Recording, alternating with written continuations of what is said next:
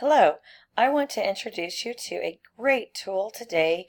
It's very simple to use and it's called Todaysmeet.com. And this is basically a chat room that you're going to create. You can create it for a classroom discussion. You can create it for a meeting that you're running. And it's a way to get everybody's voice involved in your discussion. I like this tool because those kids that sit there super quiet and never say anything might have some amazing things to share. And whether they just don't like to be in the spotlight or whether it takes them a little bit longer to get that idea down, they'll be able to share it here. You can run this in your classroom as a live discussion where kids are, it's up on the projector and they're contributing right then and there and discussing with each other right then and there. Or you could kind of have it a running ongoing thing for a week if you really wanted to.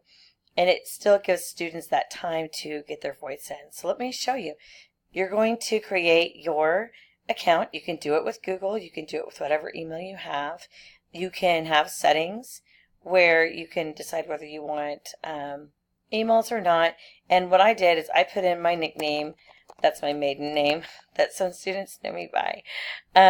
But you can put in your nickname so that it comes up automatically. And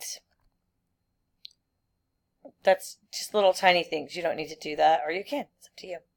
So once you go to your rooms, I noticed they have a Today's Meet for Teacher Tools, and it's new and it has some added bonus. It's not very expensive, and you get it's monthly. It's $5 a month. So it might be something you decide to do. It might be something you don't want to do. That's up to you. There's plenty here to do without it. So you have to give your room a name, and it needs to be something. If you notice, if I just say like class discussion, that name isn't going to be available. Somebody else is using that. And the rooms do close eventually, so it might be available at some point in time, but it's not available today. So I can go or discussion, and my kids can easily find that and know right where to go. I can decide how long I want to keep my room open, maybe give those kids a whole week to respond and reply, or maybe we're just going to do it this one class period, and that's all I want to do. You have to, I don't have my kids create an account for this. I say anyone can join, but finding my room, they would have to know this. So it's not like some people are just going to come trolling into your room. I've never had that happen before.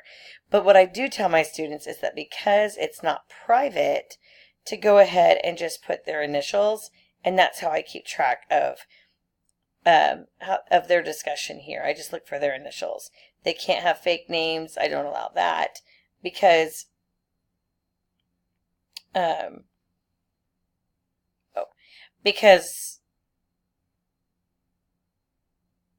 sorry about that. I'm trying to go onto my phone so I can log in as a student so you can kind of see what it looks like when you have two people talking. And I lost my train of thought. So obviously you want their real names on there or some identifiable names so you can grade them. Once you pick your name and you have your check mark, you decide how long you want to keep the room open for, then you just open up your room. I'm going to start this discussion, so I'm going to join. And then I'm going to start it with maybe like, hey, tell us about your book that you're reading. Because we do literature circles in my class. So that's how I can start. And then students can come in and they add their own nickname. And like I said, I would probably just want them to do their initials or something. And like, I'm reading Turtles All the Way Down. When my student HRM types in their answer, notice they have a gray bar up here. And that's because in the room tools, I made sure to have show speaker colors. This lets me know, it's just easier to glance at and see when you have a different response up there. You can embed this, you can make a QR code, you can copy a small URL, but that's where we are.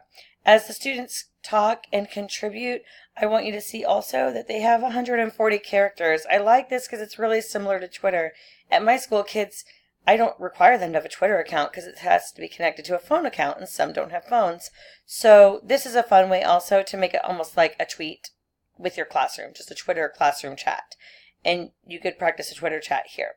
You can delete comments if they say things that are inappropriate or that you don't like, and the conversation can continue for a long time. You get to see their initials. You can ask them to respond to each other. I can see all different kinds of ways you could use this in your classroom. Please let me know if you have questions about how you can use it in your room. The last thing is to save. Do not close the room before you save. Go to transcript, and there we go. That's what your transcript is going to look like. You can go up and print it. I would include the deleted messages just in case you had a kid that was misbehaving and you're going to be taking points away from their grade and you want that justification for why you're doing that. So I would include those deleted messages, and then I would print that transcript. Then I'd go back to the room and close it when you know that you're finished using it.